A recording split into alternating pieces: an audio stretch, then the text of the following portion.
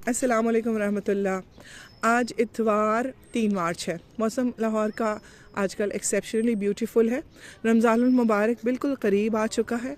हम उन खुश नसीबों में से हैं जो अल्लाह ताला के फ़ज़ल से रमज़ानुल मुबारक में दाखिल होने वाले हैं। और आज की वीडियो जो है वो इस निस्बत से मैं करूँगी इसमें बात कि हमें रमज़ानुल मुबारक में किन कामों को मुकम्मल तर्क करना है हर हाल में, अपने रोज़े को बचाने के लिए, अपने रोज़े को ख़ूबसूरत और मुकम्मल बनाने के लिए, और किन चीज़ों को हमें अडॉप्ट करना चाहिए जो यूजुअली हमारे माइंड में तो होती हैं लेकिन री इन्फोर्समेंट भी बहुत ज़रूरी है।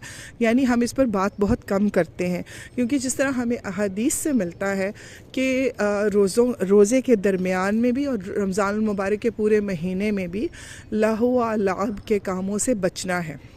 वैसे तो मुसलमान की ज़िंदगी जो है लहू व लाब के कामों से बचते हुए ही गुजरनी चाहिए ताकि वो मोमिन बने, लेकिन रमज़ानुल मुबारक ख़ास तौर पर इसकी ट्रेनिंग के लिए आता है।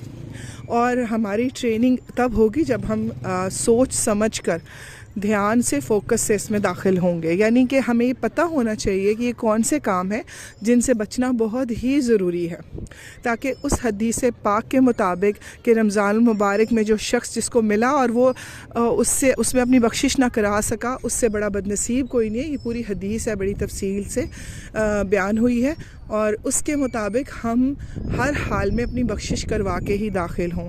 नंबर 1 काम ये है कि जितने भी आपकी दिल लगी की बातें हैं, इसमें गीबत भी आती है, इसमें चुगली भी आती है, इसमें दूसरों की ज़िंदगी में तजस्सुस से के हिस्सा लेना भी आता है, और इसमें वो काम भी आते हैं जिसमें आप महज हंसी मजाक के अंदर वक्त ज़ाया करते रहते हैं।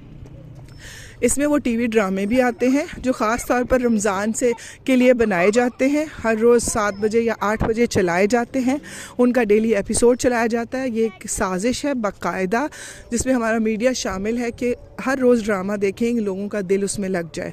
उसमें वो सारी गुफ्तगू शामिल है जिसका कोई फ़ायदा नहीं बल्कि गुनाह है, जैसे कि दूसरों की ज़िंदगियों के बारे में डिस्कस करना। अच्छा, इसमें वो मोबाइल टाइम भी शामिल है जो अमूमन मैं भी उसमें शामिल हूँ कि हम जब रात को बिस्तर पे लेटते हैं तो हम खामखा इंस्टा या फेसबुक पे रील्स देखना शुरू कर देते हैं, जिसमें कुकिंग भी होती है, मेकअप भी होता है। यानी कि हम वो चीज़ें देख रहे होते हैं जिसका हमारी अमली ज़िंदगी में कोई फ़ायदा नहीं, और दीनी ज़िंदगी में तो बिल्कुल ही फ़ायदा नहीं, यानी वक्त का ज़िया वो भी शामिल है। और उनसे हमने बचना है। बचना इस तरीके से है कि एक तो हर वक्त अल्लाह सुब्हानहू तआला के ज़िक्र में हमारी ज़ुबानें तर रहें। आप ज़ाहिर सहरी भी बनानी है, हमने अफ्तारी भी बनानी है, हमने सारे काम करने हैं। तो इंशाअल्लाह करना ये है कि सहरी बनाते वक्त उससे पहले ही तिलावत कलाम पाक पास अपने मोबाइल हर एक के पास होता है, वो लगा के रख लें। जितना हो सके उस दौरान अगर बात भी करनी पड़ जाए तो आहिस्ता आवाज़ में करें और तिलावत आपके कानों में पड़ती रहे। अगर आप ज़ुबान से कोई ज़िक्र कर रहे हैं तो उसको जारी रखें। नंबर 2, आपके बहनों के, आपकी नंदों के, भाभियों के, फ्रेंड्स के सबके फ़ोन आएंगे, उनसे बात करें, लेकिन हालचाल पूछें, अपना हाल बताएं, ज़रूरी बात करें। बिल्कुल भी लोगों की बातें ना करें।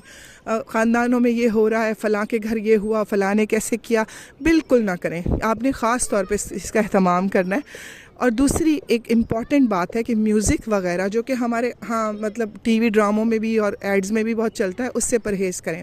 हत्ता कि मैं कोशिश करूँगी कि मैं अपनी मोबाइल की जो म्यूज़िक की वो है वो भी याद रखूँ कि मैंने उसको सादा बेल में कन्वर्ट कर देना है। म्यूज़िक से जितना ज़्यादा हम बचेंगे आम ज़िंदगी में भी, उससे शैतान का वार हम पर बहुत कमज़ोर हो जाएगा इंशाअल्लाह ताला। जो दिल और दिमाग म्यूज़िक के अंदर इंडल्ज होते हैं, यानी हम अपने ब्रेन सेल्स को जो चीज़ फीड करते हैं वही हमारी ज़िंदगी में बहुत असर रखता है। हमें पता भी नहीं होता, वो हमारे लाशऊर में असर कर रहा होता है। तो हम म्यूज़िक से जितना बचेंगे उतना हमारा लाशऊर अल्लाह ताला से कनेक्ट होता जाएगा। जो करने के काम हैं वो भी बीच में आ गया ज़िक्र और तिलावत ज़्यादा करना है। दुआएं तो हर लम्हा मांगनी है। जैसे हम हज या उम्रे पे गए होते हैं ना, तो हर मकाम पे दुआएं मांगते हैं ना। आप समझिए रमज़ान भी एक ऐसा ही हसीन खूबसूरत मौका मिल गया है, अल्लाह ने हमें अता कर दिया है कि हर लम्हे पे दुआएं मांगें। हर नमाज में तो मांगनी है, उठते बैठते भी मांगें। रमज़ान ऐसा पाक महीना है। صدقہ خیرات زیادہ کرنا ہے یہ بتانے کی ضرورت نہیں ہے، لیکن جتنا ہو سکے، جتنا زیادہ ہو سکے صدقہ و خیرات کریں. کیا پتہ ہم میں سے کس کا یہ رمضان آخری ہو، کیا پتہ میرا یہ رمضان آخری ہو، کس کا ہو ہمیں نہیں پتہ. لیکن جو لوگ اس رمضان میں زندہ بھی ہیں، صحت یاب بھی ہیں، روزہ بھی رکھ رہے ہیں، وہ اتنے خوش نصیب ہیں کہ ہمیں خود کو اندازہ نہیں ہم کتنی خوش نصیبی کا اللہ تعالیٰ ہم سے معاملہ کر رہے ہیں. یہ ایک ایسا ہمیں اللہ تعالیٰ نے ایک دروازہ دیا ہے کہ اس سے داخل ہو، گزرنے کے بعد دوسری طرف سے نکلو تو بخشے ہوئے نکلو. آمین. اللہ تعالیٰ ہمیں توفیق دے کہ ہم نہ صرف رمضان سے بخشے ہوئے نکلیں، بلکہ ہمارے والدین، ان کے والدین، ہماری آنے والی ساری نسلیں اور پچھلی ساری نسلیں بھی بخشی ہوئی جائیں، اور ہم ان کے لیے بھی دعائیں مانگ مانگ کر اللہ تعالیٰ سے ان کی بھی بخشش لے کر جائیں. تو اپنے بچوں کے لیے، ان کے بچوں کا رزق، قرآن کریم بھی رزق ہے، علم بھی رزق ہے، اخلاق بھی رزق ہے. اور یہ جو چیزیں ہم رزق میں ہم روپیہ پیسہ لے لیتے ہیں نا، گاڑیاں اور گھر وغیرہ، اس کانسیپٹ سے باہر نکلیں. بہترین دوست رزق ہے، بہترین اسپاؤز یعنی شوہر یا بیوی کا اچھا ہونا رزق ہے. تو یہ اتنے اللہ تعالیٰ نے رزق کریم ہمیں عطا کیے ہوئے ہیں پہلے سے ہی. ان کی پہلے ریئلائزیشن کریں کہ کتنا رزق کریم ہمیں ملا ہوا ہے، اس کا پہلے شکر ادا کریں. جب شکر ادا کریں گے، جب شکر کے موڈ میں چلے جائیں گے تو اللہ تعالیٰ مزید نوازنا شروع کر دیں گے. یہ اللہ کا وعدہ ہے. تو اللہ تعالیٰ نے صاف قرآن پاک میں کہہ دیا کہ جب تم شکر کرتے ہو تو میں اور زیادہ دیتا ہوں. سبحان اللہ. اور میرے رب کا وعدہ سچا ہے، میرے رب کا ہر لفظ حق ہے.